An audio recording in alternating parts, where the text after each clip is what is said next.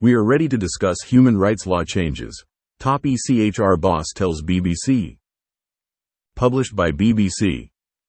The political head of the body that oversees the European Convention on Human Rights has told the BBC that it is absolutely ready to discuss reforms amid pressure from the UK and other countries over migration.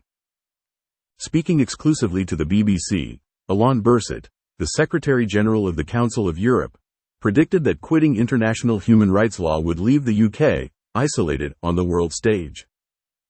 He acknowledged human rights laws may need to change or adapt, and the institutions, whose creation was largely led by the British after World War II, remained crucial to peace, security and justice.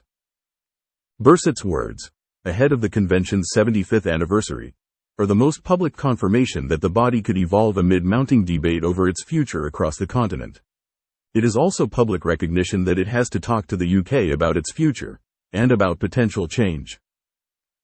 What is the ECHR? Why is it criticized today? 9 EU nations led by Italy and Denmark are proposing changes. The Council, which is unrelated to the European Union, is the international political body in Strasbourg that oversees and enforces the work of the European Court of Human Rights. The court rules on how to interpret human rights law in its 46 member states. In the UK, the government and judges must take these rulings into account, but are not bound by judgments that do not closely relate to our circumstances. Sir Keir Starmer's government has committed to changing how the government interprets the right to privacy and family life so that it can't be used by illegal immigrants to frustrate their removal from the country. In a speech earlier this year in Strasbourg, Shabana Mahmood, then Justice Secretary and now Home Secretary, said the convention itself must evolve to maintain public confidence. The Conservatives and Reform are calling for the UK to walk away from the treaty, claiming Strasbourg's human rights law as a block on managing borders. 9 EU nations, led by Denmark and Italy, have also called for major changes, which would need the agreement of all member states. In a rare interview about the ECHR's relationship with the UK at the Council's headquarters in France, Berset told the BBC, "I am ready, absolutely ready, and really open to engage in all political discussions, to see what we need to discuss, maybe to change or to adapt. Let us engage on migration issues and to see what we need to address and maybe to change. The most important point is to be ready to speak on all issues without taboo, and to see then what could be the possible consensus between member states." Critics of the ECHR say that the advantage of leaving for the UK would be to take back control over human rights law. But Berset said, "The opposite is true. What I see is more the risk to be a bit isolated. It would mean to be not participating to all the discussion on migration, to take an influence." While he said he would not comment on internal politics in the UK, Berset appealed for the debate over the ECHR had to return to facts.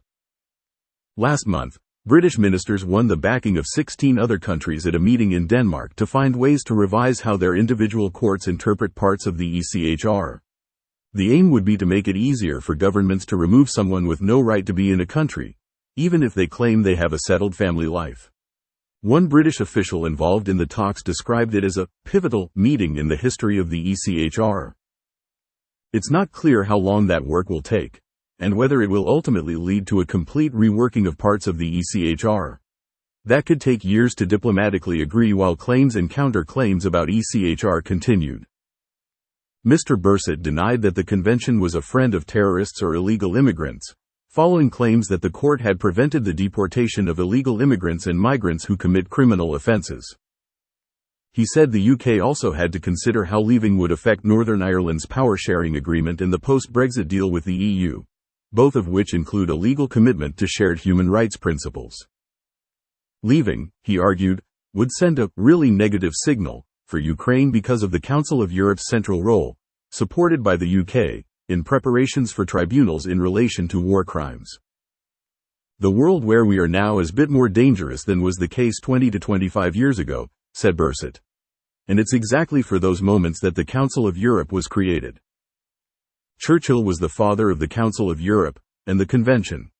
It will be quite difficult and really hard to see this, the UK quitting. There is no alternative. We need to have some room, places, where we are in discussion together. He added, Are we able to avoid the wars to make sure that in this phase of divergence that we are witnessing right now, are we strong enough to make sure again that we have convergence, take control of what we want to have as a future collectively?